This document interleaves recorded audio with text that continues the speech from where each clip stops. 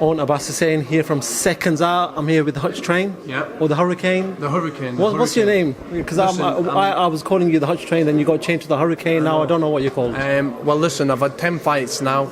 I'm on to the next stage of my career, on to the next 10 fights, and I'm now the Hurricane.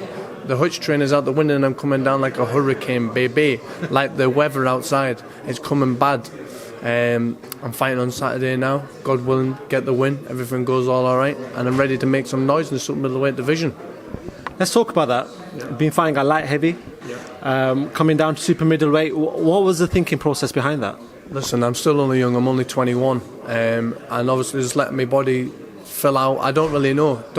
My coach Dominic Ingle, he takes all things to that, and whatever he tells me to do, I'll do.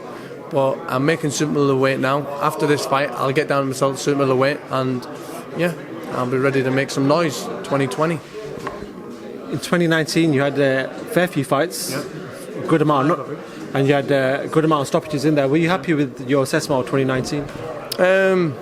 Yeah, of course I am. Listen, as long as I'm improving fight by fight, I couldn't really care. And as long as I keep winning and improving, it's all that matters really, innit? I'm still only young, I've got time on my hands.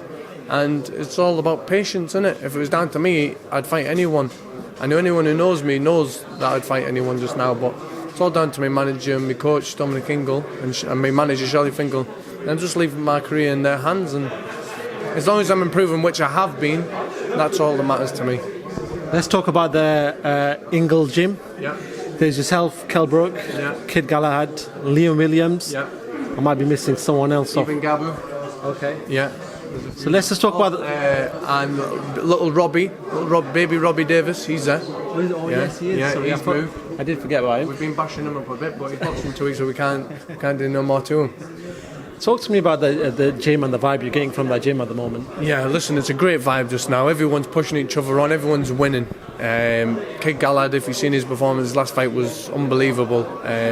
He's a boxer, and Liam Williams also is two boxers I look very much up to in the boxing history, not just because they go to my gym, it's just because I've seen what they've put in, seen how they've boxed, how they've got better and better and better every fight, and it's a great atmosphere. Obviously no one wants to lose. Even when we go running, we all want to win, so we're all trying to better each other, do you know what I mean? And it's good after all training and sparring and body sparring and stuff, we all come out, we all go for a coffee and we're all pals. So it's good. We've all got good. Who's the hardest trainer in that gym? Kid Galahad, 100%. He's the hardest trainer I've ever seen in my whole life. He's the most dedicated boxer I ever seen. Yeah, by far. What sets him out differently to you guys, for example? Say that again? What sets him out to be different to you guys, for example? What sets him out? I don't really know, really. He's just... I don't really know. He's a very, very hard trainer. Honestly, I've never seen nothing like him. He fought Warrington the next day we were in the gym. Got beat on Warrington, he was the next day in the gym. I've never seen nothing like him in my life. And I'm trying to take what would you call it, a thing out his book. Because he's been through ups and he's done everything, do you know what I mean? He's on the verge of a world title and he's pushing himself forward, and I'm watching. Obviously I'm on the young, I'm soaking everything up, and I can see what he's doing and what he's not. And to me, he's doing the right thing. We're the idiots who's not doing it. Well, I'm married. After when our fight's out, I'll be in the gym Monday. We're all the clowns that's not in the gym, because when people can say whatever they want about him, he's the sensible one of the lot of us. I want to talk about Kell Brook. Returned back in the ring the other week with a successful win. Seemed a bit rusty for the first 2-3 rounds, but seems to shake off the cobwebs to a win. Talk to me about Kell Brook. He seems to be fighting at 154 pounds now. Do you feel like he has that last push to become world champion again? Yes, I do. Listen, Kell Brook is the same again, world champion, been for everything. Very, very good boxer. I've watched him since I've been about 10-year-old. Been very, very good. Like I say, become world champion. And it all depends on his next fight, really, but I believe he can become world champion again. And if he believes in that, as long as he's happy and he believes, then what have we all got to say? But same again, him in training is a pure animal. Training, when he's sparring, it's good, you know what I mean? And he pushes us all on, and yeah, it's good, very, very good. I think he has that. If it's time, it's now for him to take it.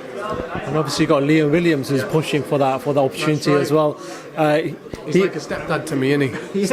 Talk to me about your relationship, because I've seen a lot of stuff online and it seems to make me laugh. But you know, just talk to me about your relationship with Liam Williams. We have a good relationship. To be honest, we was both staying in the same flat together for about a year, or 14, 15 months, just before I got married. And to be honest with you, he took me under his wing, kind of took care of me in one sense, to be honest, and looked at, like, kind of looking after me and stuff like that there. And he took me under his wing, and I have a lot of respect for Liam, not just as a fighter, just as a person himself as well. He's a very, very good man. And I don't know, we just got a good relationship. I can say whatever I think in front of him or at him as well. I think he's he's he's the ugliest man in the gym, but he can fight for fun, and that's the main thing. Final question, I want to ask you a prediction for the big fight on Saturday night between Tyson Fury and Deontay Wilder. Give me your thoughts on that fight. How do you see that fight playing out? It's a very, very hard fight, but listen, if Tyson's the man who I think he is, I think he'll knock him out this fight. I think it'll be a very, very good fight. I think it'll take him later rounds and a late round knockout for Tyson. Cool. Willy Hutchinson, we'll see you on Saturday night. Good luck on Saturday night, and hopefully chat to you very, very soon. Good man. Yeah, baby.